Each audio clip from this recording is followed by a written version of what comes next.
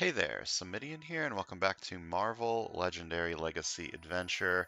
We're going to release a video of me starting the next hero path very soon. But before we do that, I wanted to go ahead and talk about all of the heroes that I have unlocked now, because I just finished my 10th hero path.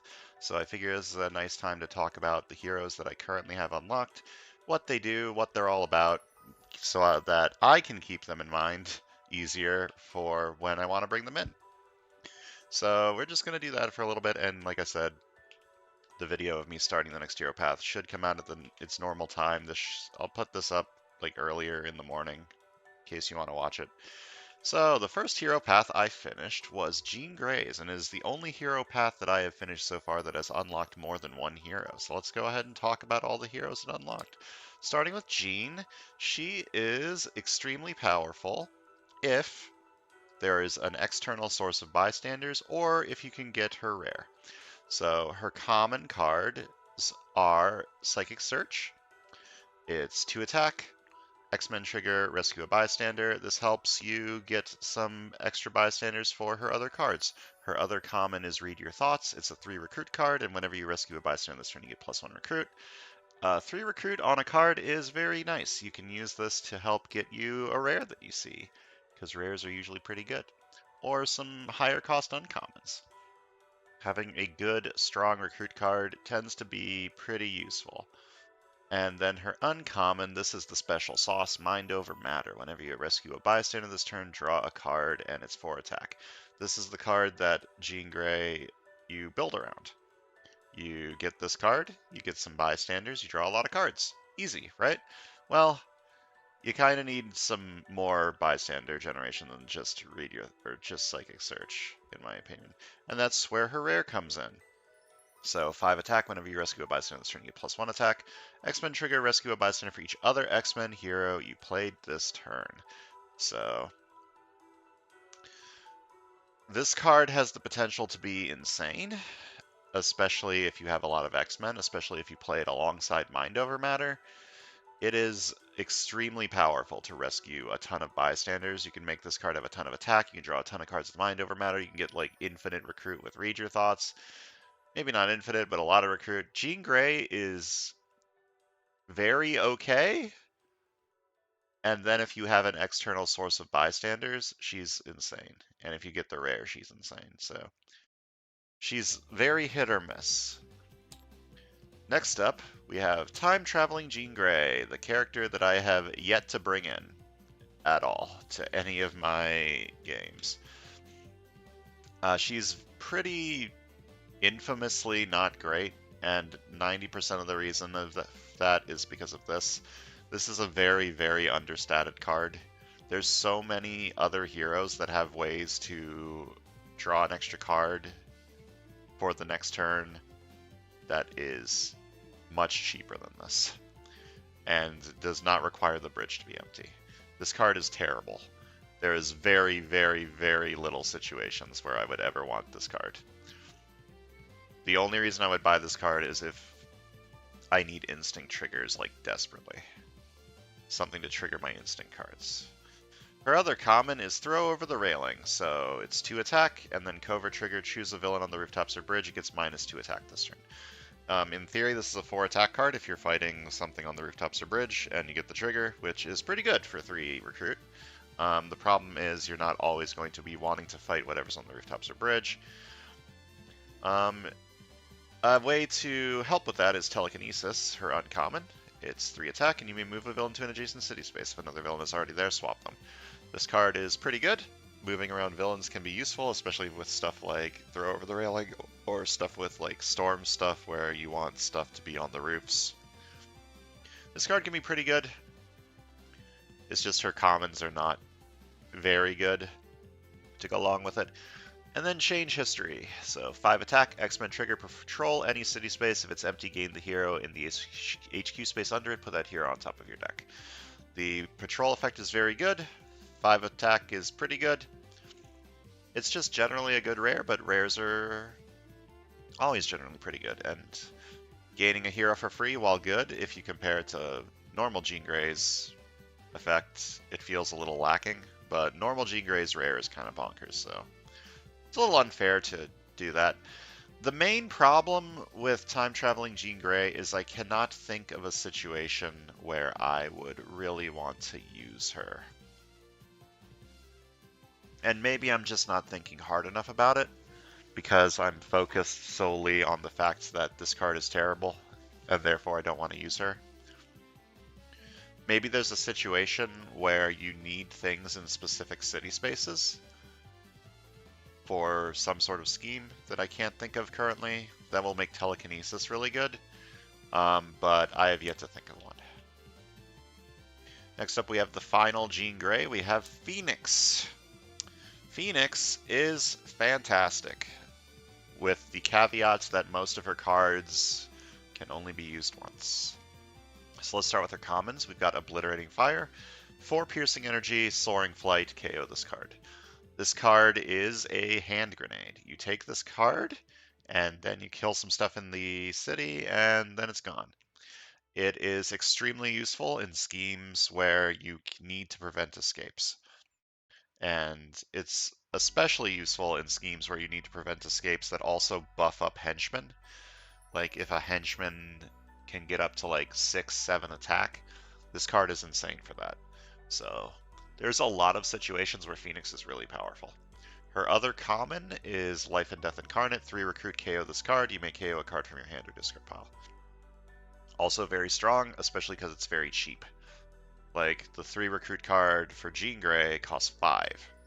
So you can take this early to get into like an expensive uncommon, and you also get a free KO out of it, which is really good. Then her uncommon Reincarnating Phoenix. Draw 2 cards. You may put a hero that was KO'd this turn into your discard pile. This is the card that makes Phoenix decks go from really useful early game temporary oomph to really good early game temporary oomph that you can also get your stuff back with the uncommon. So it's very rare that I get a Phoenix deck that can take advantage of Reincarnating Phoenix, Obliterating Fire, but when I do, this combo is bonkers. Then we have her rare. Her rare is a win condition all on its own, and it's also a lose condition all on its own. It's 6 attack, Berserk, Berserk, Berserk, Berserk. KO all the cards you berserked. If this card makes at least 13 attack, then the Phoenix Force becomes corrupted by power and devours the earth. You win, evil wins, and all other players lose. For the purposes of doing this Legacy Adventure series, I'm counting winning, in quotation marks, from this card to be a loss, because evil wins, man. Just because one of my players won, evil also won. I can't count that. But this has the potential to thin your deck so much that you can get this card plus 5 other cards every single turn. And if you can get this card plus 5 other cards every single turn, chances are you can use that to fight the Mastermind every turn. And that's really good enough in 99% of situations. So it's a very scary card, but if you can make it work, it's extremely potent. Next up, the second hero path we finished, Enchantress. I think Enchantress is kind of busted, and I have yet to been proved otherwise. So let's start with her commons. We got Enchant the Senses. This is probably her least good card. 2 attack, range trigger whenever you defeat an adversary this turn, you gain a new recruit. Gaining free new recruits is nice. I always forget to. Every single time I play this card, I forget to get the new recruits from the card. Every time, without fail. I have the memory of a small squirrel. I'm sorry. And then we have our other commons. Soul Sacrifice. 1 recruit, you may KO a card from your hand or discard pile to get plus recruit equal to that card's cost. At worst, this is 1 recruit KO card if you want, which is still really good. And sometimes you can use this to KO one of your good cards to ramp into getting a better card, like a rare or an uncommon. I love Soul Sacrifice so much. This is probably my favorite card that I have unlocked, and I may be overrating it a little bit, but I love it. It is very, very nice to play with. And her uncommon, Irresistible Bribe. 3 recruit, choose an adversary. You can spend any combination of recruit and attack to fight that adversary this turn. 2 coverts, you can also spend any combination of recruit and attack to fight the commander this turn. The commander... Enchantress is a villain, so all of her like wording is based on villain games. An adversary is a villain, a commander is a mastermind. So this is really nice. It lets you spend your recruit as attack, which is very useful in the late game because late game, generally speaking, you don't care about recruiting cards anymore. You just want to kill the mastermind. And this is a way to use your recruit to do that. It does require 2 coverts, which can be a little difficult to pull off, which is why I like bringing her in with other covert-heavy heroes, such as Jean Grey. I've done that a lot. We got a rare. Draw 3 cards. Enemies of Asgard trigger. Put Unending Anguish on the bottom of your deck. Drawing 3 cards is really good. Putting Unending Anguish on the bottom of your deck is... It's good depending on how large your deck is, I guess. You need kind of a medium-sized deck for this to be good.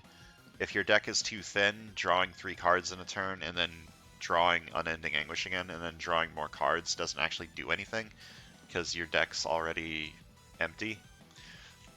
So draw 3 cards is very strong. I'm not going to pretend that it's not.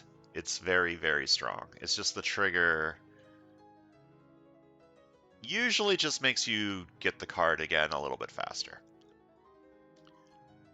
It's a good trigger, but not an amazing trigger in most situations. Next, the third hero that we unlocked, Richter. Third hero path. Richter is another hero that I like using a lot.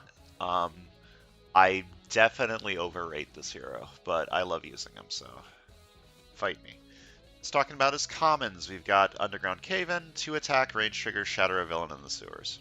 Shattering the sewers ranges from decent to really good, depending on very specific situations. Very specific circumstances can make this card very good. Usually it's just fine. Usually it's just a range card that you use to trigger other range cards. Is fine. And then we have Unearthed Tectonic Power. This is the card that I really love using Richter for. 2 attack, investigate for a card that's ranged and or instinct. I like investigate.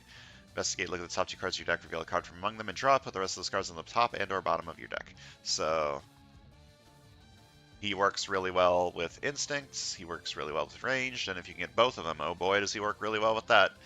I really love Unearthed Tectonic Power. Big fan. And then his uncommon is Trace the Fault Lines, 2 recruit, ranged, investigate for a card that costs 0, KO it or discard it. Again, I like investigate, and I like KO. So, good uncommon, big fan. And then we got the rare, Shatter the Mastermind, or Shatter all heroes currently in the HQ. How good this card is depends on how strong the Mastermind is. Against certain specific Masterminds, this can be like a 10 attack card, or an 11 attack card, even. Which is really, really good.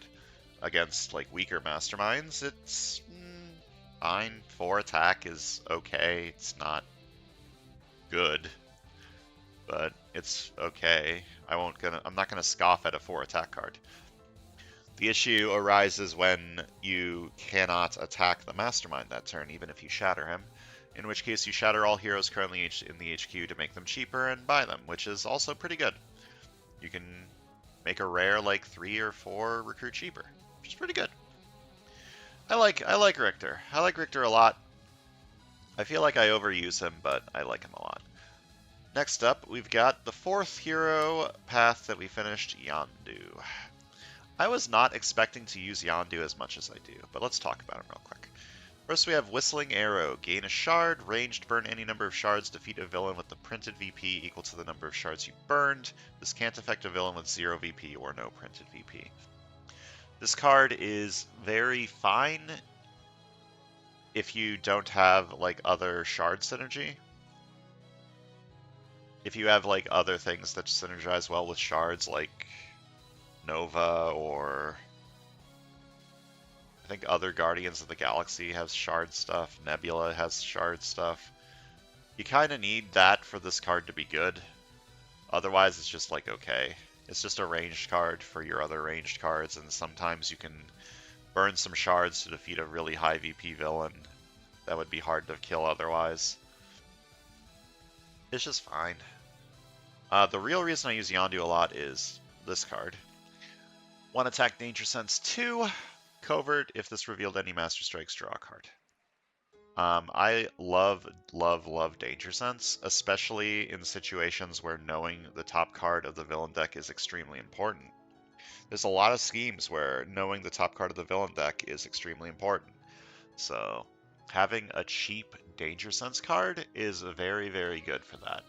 And sometimes it draws you a card, which is nice, but not really reliable. Then we have his uncommon, 1 attack Danger Sense 3, Guardians of the Galaxy trigger, you may do the fight effect of a henchman villain revealed this way, don't defeat it. Again, Danger Sense is really good. The trigger can be really good, because henchman villains usually have like good fight effects. So you can get like a KO. It's really nice. And again, I love Danger Sense. Then his rare. Choose one, gain a hero from the HQ for free, or gain a shard for each empty city space. Triple Guardians of the Galaxy trigger, do both. Gaining a hero from the HQ for free can be really good, it can get you a rare. Gaining a shard for each empty city space really depends on how well you've cleared the city. If the city is completely empty, gaining 5 shards is really good, but usually this gives you like 3 or 4 shards. Excuse me, which is still good. Just not quite what I'm looking for in a rare. Like, if I see this rare and I can afford it, I'll take it. It's just not, in my opinion, one of the best. Next up we have Mockingbird, the 5th hero path that we finished. Mockingbird synergizes well with other shield heroes and Hydra villains and shield villains. Starting with our commons, we have Take Cover. To recruit, look at the top card of your deck, discard it or put it back. Instinct, if that card was a shield hero, you may send it undercover. Very good at getting rid of a lot of your starter cards. Very good at getting your shield level up, which is going to be important for her later cards. Next up we have Battle Staves. 2 attack, shield level 2, draw a card. 2 attack, draw a card is really good. 2 attack, do nothing else is not very good. So you need to get your shield level up for this card to be pretty good. But once you have shield level 2, this card's really good. Next we have our uncommon, Spy Master. 1 attack, choose one, send a card from the shield officer stack undercover, or you get +1 attack for each 2 shield levels you have. This is a ramping hero. If you need the extra attack, you take the extra attack. If you don't need the extra attack that turn, you keep buffing up your shield level by sending some shield officers undercover. This card is very, very reliant on other ways to get your shield level up, like Hydra villains, shield villains, stuff like that. If your only way of getting shield level up is Mockingbird herself, this card does not ramp up quickly enough, I've found. By the end of the game, you might be able to get it to like 4 or 5 attack, but even then, that's a lot of effort to put in for this card. Unless you get this, which is her rare Infinity Formula. Draw a card, send 2 cards from the shield officer stack undercover, then you get +1 recruit and +1 attack for each 2 shield levels you have. This card is basically Spy Master on crack. It is extremely powerful. Like, extremely powerful. This card ramps you up very, very quickly. If you can play this card every single turn, your shield level is going to rise very quickly. I usually do not bring in Mockingbird unless there is an external way of getting my shield level up, such as shield villains or Hydra villains, but I think she's powerful enough to not need to do that. Like, if you just need shield level 2 for battle staves to become insane, right? So it's very possible to make Mockingbird super useful even without external shield level manipulation. Next up we have Archon the Magnificent, another hero that I don't think I brought in at all yet, And it's not because he's bad, it's just because he doesn't really fit with many specific strategies. Starting with his commons, this common 2-attack Spectrum draw a card. Like I mentioned with Mockingbird, 2-attack draw a card is very good. 2-attack don't draw a card is very not great. So you need to use this card with a lot of other colors, which his other common helps with. So it's 2 recruit, wall crawl, patrol the sewers. If it's empty, you get +1 recruit. A 2 recruit card is fine. A 3 recruit card is better than fine. So unfortunately, patrolling the sewers tends to be one of the hardest patrols to do because things keep going into the sewers over time. That's just how the game works. But it is 2 classes, which helps trigger Quiver of Thunderbolts. And then we have this uncommon. 3 attack, patrol 2 adjacent city spaces. If they're both empty, you get +1 attack. 3 attack is decent. 4 attack is better. This card is the definition of a card. It is an attack card. That is what this card does. It's an attack card that's sometimes a slightly better attack card. It's not amazing, but sometimes you just need a big attack card. And that's fine. And then his rare, patrol the rooftops. If it's empty, you get +4 recruit and +4 attack. If it's not, defeat the villain there for free. This card is not good. Defeating the villain in the rooftops for free is okay, but usually if you're playing a rare, you want to use that rare to fight the mastermind, right? And then 4 recruit, 4 attack. Again, if you're at the point where you're playing a rare, you usually want to fight the mastermind. So the 4 recruit's kind of dead weight, unless you have a way to offensify your recruit, like with Enchantress or with like focus-based heroes like the Fantastic Four. So if I see this rare, I will buy this rare, but I don't think it's as good as some other rares. Next up we have Angel, a hero that I also don't think I've brought in yet, despite the fact that I really, really, really, really like this hero. I need to find some time to bring him in. So starting with his commons, we have 2 recruit. When a card effect causes you to discard this card, rescue a bystander and draw 2. This card is the Angel card. He is all about discarding your cards, and you will preferably want to discard Diving Catch. Discarding this card is insane. Playing this card is not insane, but 2 recruit is okay. It's a slightly more expensive shield officer, which isn't the end of the world.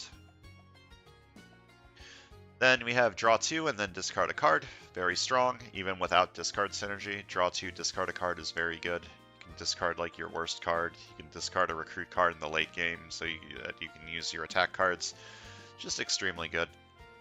Then we have his uncommon, drop off a friend. 2 attack, you may discard a card. You get plus attack equal to that card's cost. This card is fucking bonkers. As I've mentioned before, a lot of times you want to use your recruit late game as offense, if possible, and this is a way to do that. Say you use Angel together with Jean. That works pretty well. This causes you to rescue bystanders, which Jean wants. It's more X-Men for her rare and for her common rescue a bystander card. And say you have Jean's recruit card, her 5 recruit, or her 5 cost 3 recruit card, and you don't need recruit anymore. You're in the late game. You discard it with drop off a friend, which gives you 5 extra attack from discarding that card, which isn't helping you fight anything. That's really, really good. You can also just use it to discard this. That is an extra 4 attack and also rescues you a bystander and draws you 2 cards. Drop off a friend is really, really strong. I love this card. This card is insane. Then we have his rare, Strength of Spirit. 4 attack, discard any number of cards, draw that many cards. Same deal. You have a bunch of recruit cards in your hand, you don't need to recruit anything anymore, discard all your recruit cards. Hopefully you draw some attack cards. Strength of Spirit is also very strong. You can also use it for your discard synergy with Diving Catch. Obviously, Angel works really well with heroes that like discard synergy, such as Cyclops or Cyclops. I'm sure there's others, but Cyclops is the only one I can think of off the top of my head. I love Angel, I need to use him more. Then we have Bullseye. Bullseye is another hero that's just kind of there. He's got some really powerful cards, but he doesn't really have, like, a gimmick that works well with other people. He's a solo character. He's there to do his own thing, and he's not really helping other people all that much. Except for this card. 2 attack, instant trigger, draw a card. This works really well if you have an instinct deck. That's about it. It's really good with Richter, because it's a ranged card. It's a ranged card with an instinct trigger for Richter. His other common, fulfill the contract. Dodge. Choose an adversary group. You get +1 recruit for each adversary in your villain group and your victory pile from that adversary group. This has the potential to be a 10 recruit card. That's extremely unlikely. What's more likely is that you'll buy this card early and then you won't be able to kill anything for a while and you're going to be dodging it the entire game. But if you can get like 3 or 4 henchmen kills, it's a 4 recruit card, which is pretty fucking bonkers. So this card has a lot of potential. Then we got Specialist Assassin. 3 attack, choose an adversary, gets -1 attack for each adversary in your victory pile from that villain group. Again, this has a lot of potential. But you need to be able to recruit it, and 2, kill some adversaries to weaken the other adversaries. And you can't use it to fight the Mastermind. Well, you can use it to fight the Mastermind, but you can't weaken the Mastermind with the card, which limits its usefulness a bit. And then you got Perfect Aim, his rare. 5 attack, you get +5 attack for each commander tactic in your victory pile. This card has the potential to be a 25 attack card, which is a lot. You might have noticed that for a lot of Bullseye's cards, I say this card has a lot of potential, and that's sort of his shtick. He has a lot of potential, but you need to work hard to get that potential unlocked. Like, if you're already fighting the Mastermind, and you have 2 Mastermind tactics in your victory pile, do you really need that extra 10 attack from Perfect Aim? Like, it'll help you finish the game faster, but do you need it? Yes. Yes, you do. Anyways, Bullseye is a weird hero. I don't know when I'm going to use him, but I like him. Then we have Longshot, a hero that I've recruited very recently and have already used him once, and got him KO'd once. Very sad. His commons. Fortune favors the bold. 3 attack. To play this card, you must put a card from your hand on top of your deck. This works really well with wanting stuff on top of your deck, such as with Mockingbird, or such as with Berserk. Or with Investigate. There's a lot of ways that this card can be good. His next common is Flurry of Blades, 2 attack Berserk, tech trigger Berserk. Works really well with Fortune Favors the Bold. It works really well with other tech cards. This guy just really wants attack in his deck. That's fine. His uncommon, Make My Own Luck. 3 attack, look at the top card of your deck, discard it or put it back. Covert, you may KO the card you discarded this way. This is a great way to KO some cards, especially if you put something shitty on top of your deck with Longshot, and then KO it with Make My Own Luck. One of the problems with Longshot is his classes are kind of all over the place, so you need some other people to give you what you need for these triggers, usually. Then we have his rare, Escape from Mojo World. Reveal the top card of the villain deck. 5 attack, reveal the top card of the villain deck. If it's a villain, you may put it on the bottom of that deck. X-Men, you get plus attack equal to the printed VP of the card you revealed. This card is usually just a big attack card. You usually, emphasis on usually, do not want to put a villain that you reveal on the bottom of the villain deck, because in general, villains are like the worse, like the weaker outcome. If a twist or a Master Strike shows up, usually that's more dangerous than a villain showing up. Usually. There are exceptions. And then we have the most recent here, we've unlocked Stingray. Let's talk about Stingray. Starting with Superpowered Swimsuit, half an attack draw card. Tech, you get +2 attack usable only against villains in the sewers or bridge or the mastermind. This card is very good. It's 2.5 attack draw card. What's not to love? Now, you don't always get the tech trigger, but even if you don't get the tech trigger, it's half an attack draw card, which is fine. It doesn't slow you down any. I love card draw, and Stingray is the card draw hero. Next we have Deck Chairs on the Titanic. 1.5 attack draw card. You may move a villain to an adjacent city space if another villain is already there. Swap them. This is similar to the Time Traveling Jean Grey card, but it's a common, it's cheaper, it draws you a card, and it synergizes well with Superpowered Swimsuit because it gives you the extra half an attack you need, and it gives you the tech trigger you need. Man, if I think about that, this card is so much better than the Jean Grey card. I mean, the Jean Grey card's more attack, right? But this gives you a card draw, which is probably worth 1.5 attack. Time Traveling Jean Grey is just underpowered. I'm not gonna sugarcoat it. Then we have this uncommon Sting of the Stingray's Sting. 3 recruit, excessive violence, you may KO one of your cards or a card from your discard pile. As I mentioned before, having a 3 recruit card can be pretty damn good. It can help you get to a rare that you want. It can help you get to an uncommon that you want. Unfortunately, you don't really want it in the late game, but this helps with that by giving you some KOs, which is really good. Big fan of his uncommon. And then the rare PhD in Oceanography. For attack, you may KO a card from your hand or discard pile, and then Mercs for money, you get +half an attack for each hero in the KO pile.